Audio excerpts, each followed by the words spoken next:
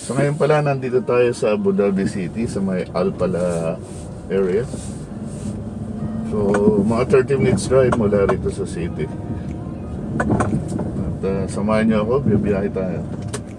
At binabati ko nga pala kayo ng advance Merry Christmas and prosperous New Year. Ilang araw na lang ay Pasko na.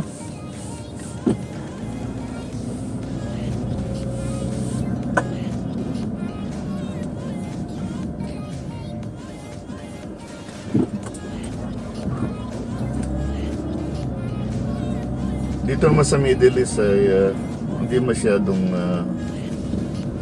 sineselebrate ang Christmas. Pero ang New Year ay medyo bongga sila rito. Alam nyo naman kasing Muslim na bansa. Kaya hindi nila sineselebrate. Although makikijoin na rin sila at di ba sineselebrate din sa mga Kristiyano.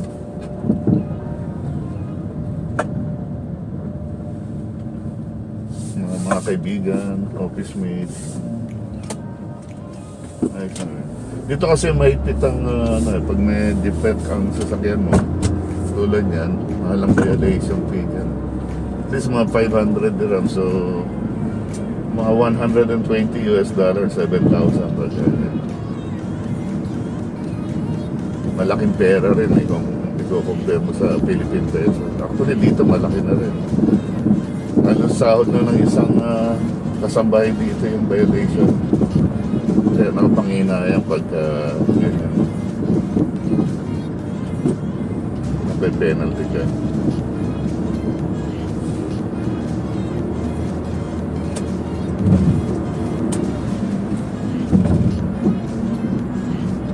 Kung tutusin, gagastos ko lang rito ng below 200 dirham, so mga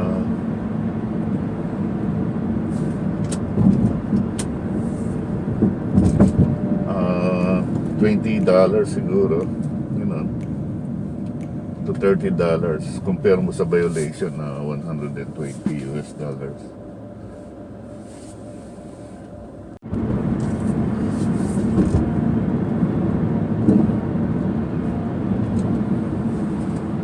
Bali ngayon pala ay December 19,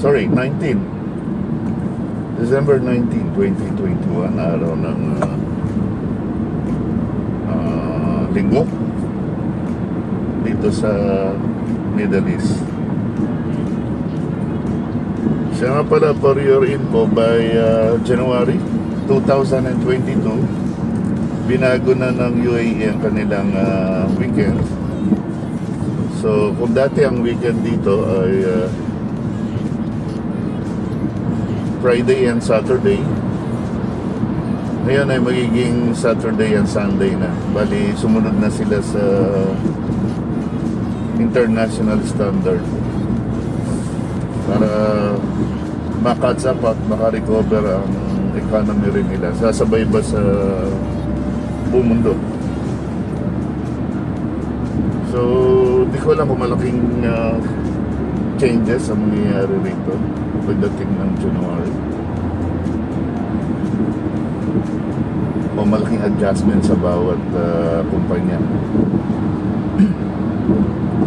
Ang Friday kasi ay holiday sa kanila. Yan ang araw ng pagsamba nila. Excuse me. So, sila sanay pa sa ganyang weekend o days off, kaya magkakaroon sila ng adjustment.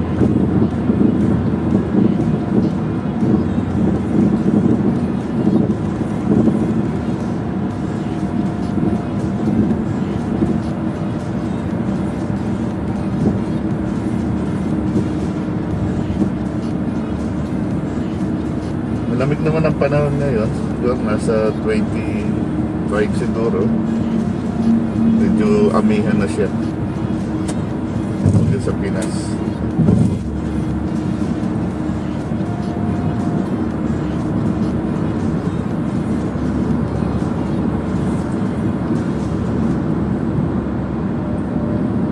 ngayon ay medyo nakaka-recover na ang economy ng bansang to. Halos wala na kasing COVID cases dito. Lahat ng tao halos vaccinated na. Bawal kasi ritong mag-refuse na magpa-vaccine o magpa-injection, especially sa mga expatriates. Hindi ka makaka-refuse. Hindi katulad sa Pinas na ayaw pa nilang magpa-vaccine. Okay naman, wala namang cases dito na namatay. Normally process lang naman ng effect sa mga sensitive ako to. So ngayon ay okay nang lahat. Although nagsusot pa rin kami ng mask dito para sa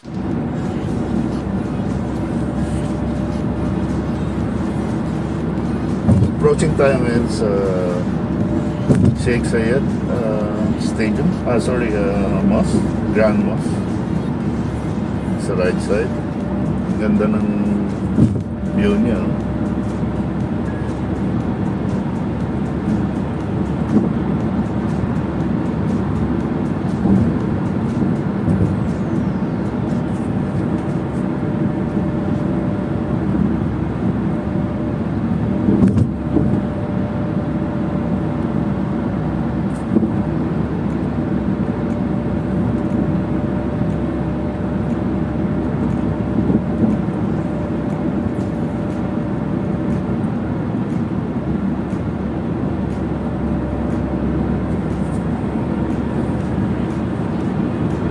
Wala pa rin masyadong nagtutur dito sa Sheikh Zayed Mosque. Normally ganitong oras puno na yan eh. Talagang hindi pa fully recovered ang bawat bansa. Tatagalan pa siguro ngayon ang pagre-recovery.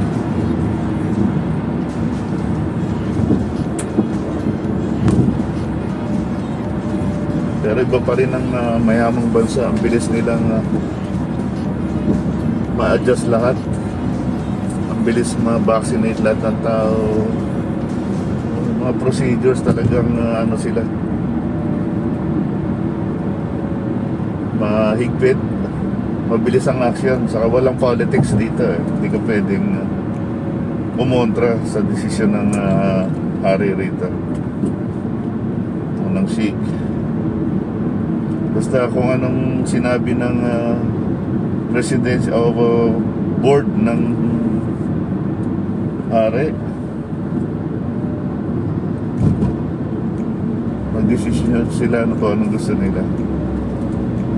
Bawal lang kumontra rito.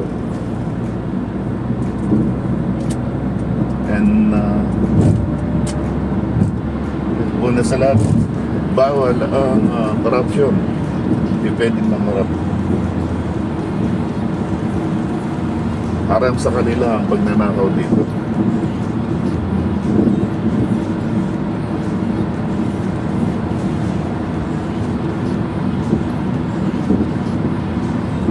Dito naman kasi ang ganda ng pasahod at benefit sa mga empleyado, sa mga lokal talaga. So bakit ka nga naman mangungarap?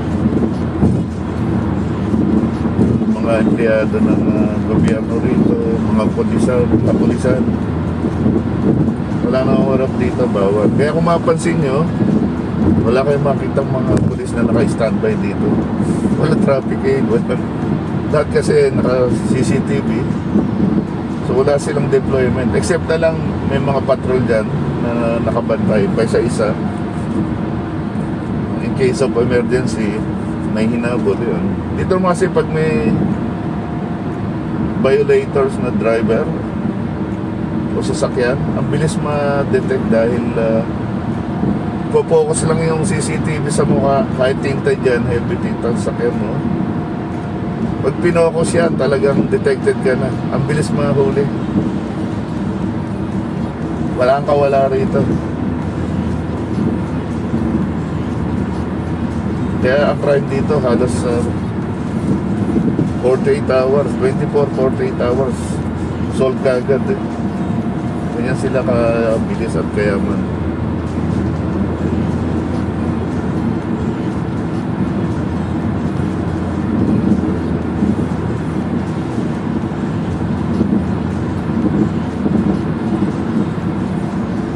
Bawat tao kasi rito mayroong ID, national ID.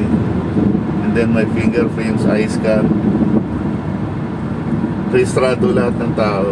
Kahit yung mga ano rito, mga TNT, nakarehistro yan before. Pag na-cancel ng visa, TNT na yan. So madidetect ka pa rin. Alam mo, gumawa ka ng crime, kasi may record ka na eh, nasa system na. Gumawa ka ng crime, detected yun,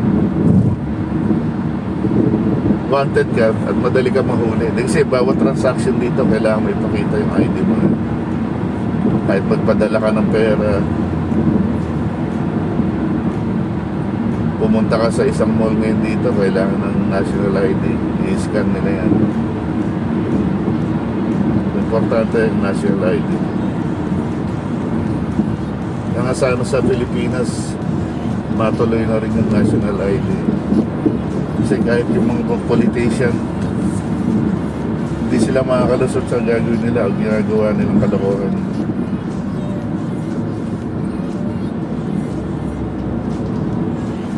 Approaching tayo dito sa entrance ng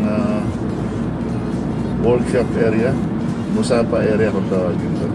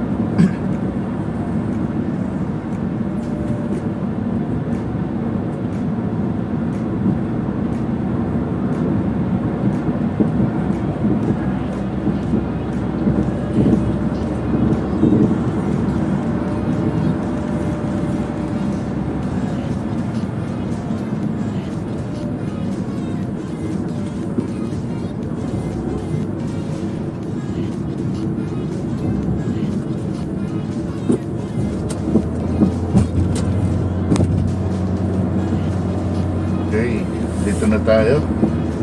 Industrial area.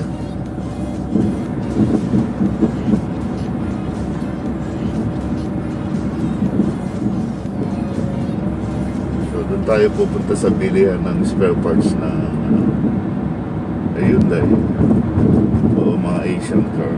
Dito kasi iba-ibang shop ang bilihan ng spare parts eh.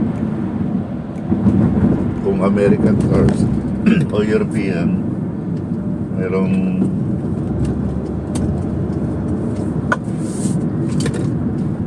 kanya-kanya yan.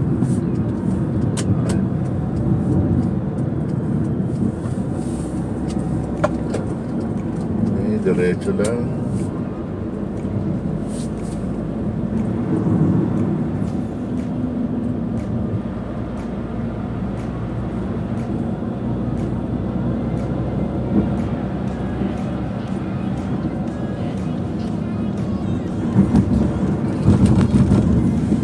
Sana bukas na. Isang kasi 10 o'clock nagbubukas yun.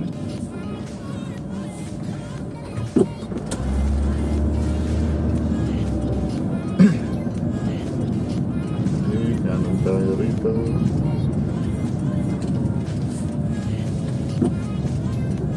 May mga aftermarket din dito.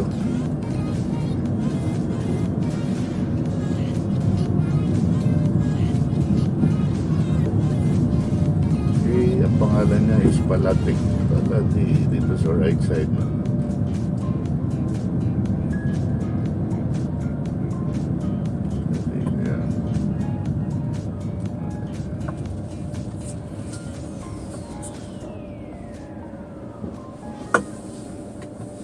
Yan, Palati Traders.